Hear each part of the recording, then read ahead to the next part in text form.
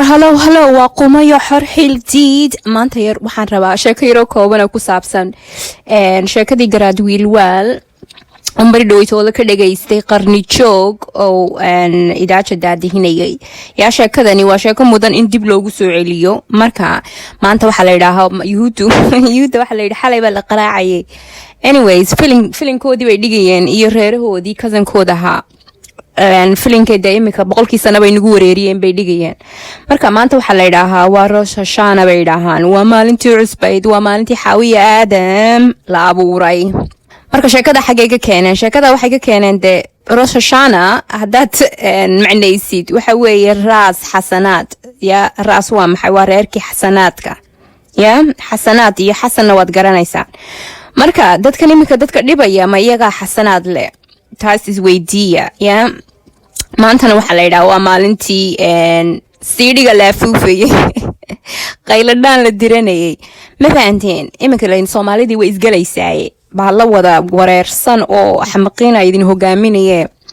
marka sheekadii aynu waxaan yaro kooban baa idinka idin la wadaagaya ama yaro kooban baan idin yar summary ka dhigaya oo summarize sheekadii wiilwaali iyo wadaadada waxa soo dhex martay okay so inta la sheekada horta u guud galin waxaan weydiiyay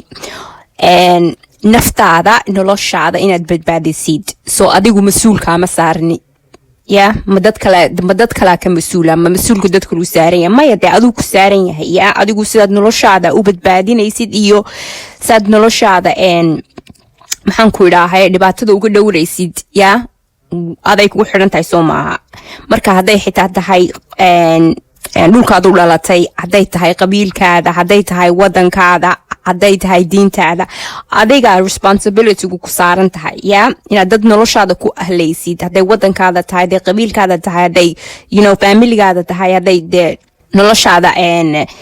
rasmiga adiga ku gooniya tahay waa adigu waxaan oo dhan inaad qof dad ku halayno badbaadisid ood sida la fiican ya ama dariiqa la fiican marisid soo maaha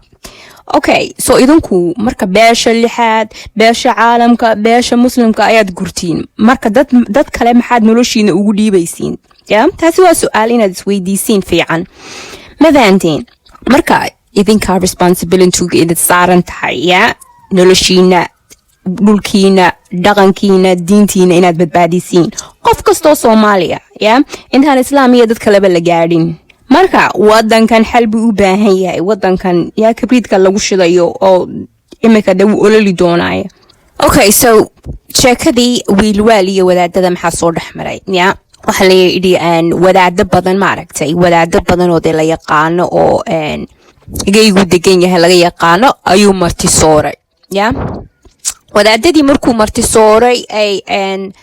de la soo dhaweeyay ya ayuu wuxuu arkay inayna wax huba sidanin waxay dad iskaga dhiciyaan hadii la weeraro ama hadii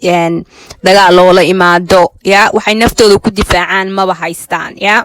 kitaabkooda iska wataan oo iska socdaan oo dad wuxuu arkay inayna waxba iska celin kareen ya marka wuxuu weydiiyay markay sooreyntii dhamaatay buu weydiiyay wuxuu ku yiri wadaadow aawe hubkiini aad wax iskaga celin lahaydeen marka dadku waa inay markastaba diyaar u yihiin difaaciya waxa jirta mahmah ya tiraaha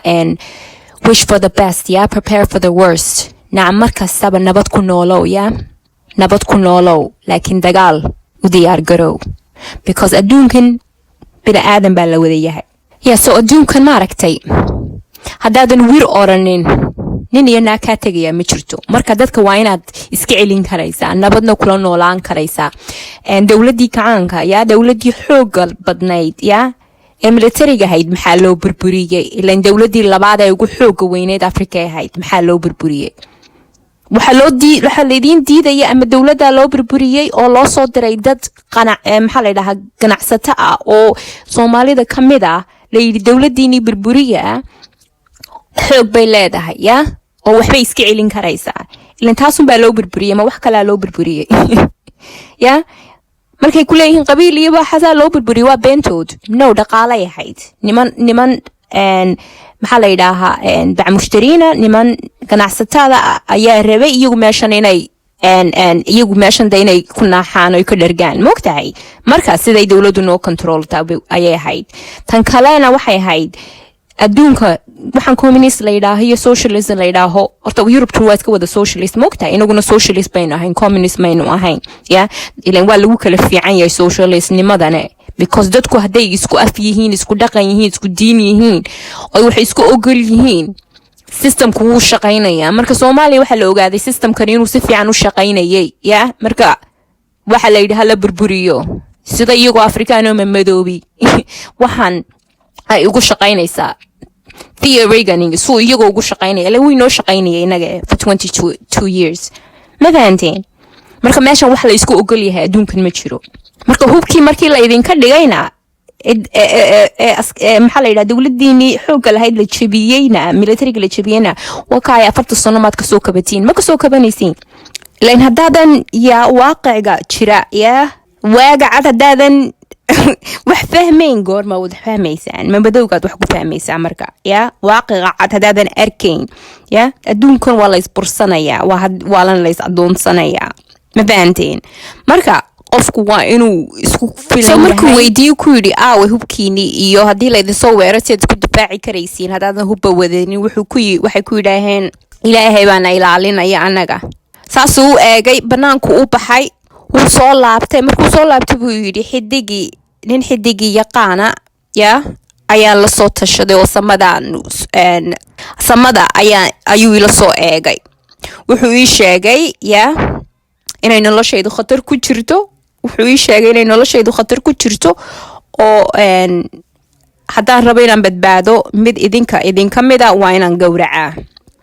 mid soo saara intay is wada eegeen bay mid kastaba midka kale farta ku fiiqay mid buu qabtay dhagtuu qabtay uu kaxeeyey qol buu ku soo xidhay kuwii kalena uu ka tegay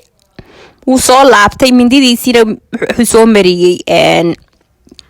dhiig buu soo mariyey uu soo laabtay dhiiggii oo mididii ka da-ayay wuu soo laabtay wadaadadii markaasuu yidhi haddana ninkii xidiga akhrinayay baan u tegay oo wuxuu igu yidhi waa inaad mid kala gowracdaa isagoon ereygiiba dhammaynin maaragta hadalkiisiiba dhammaynin ba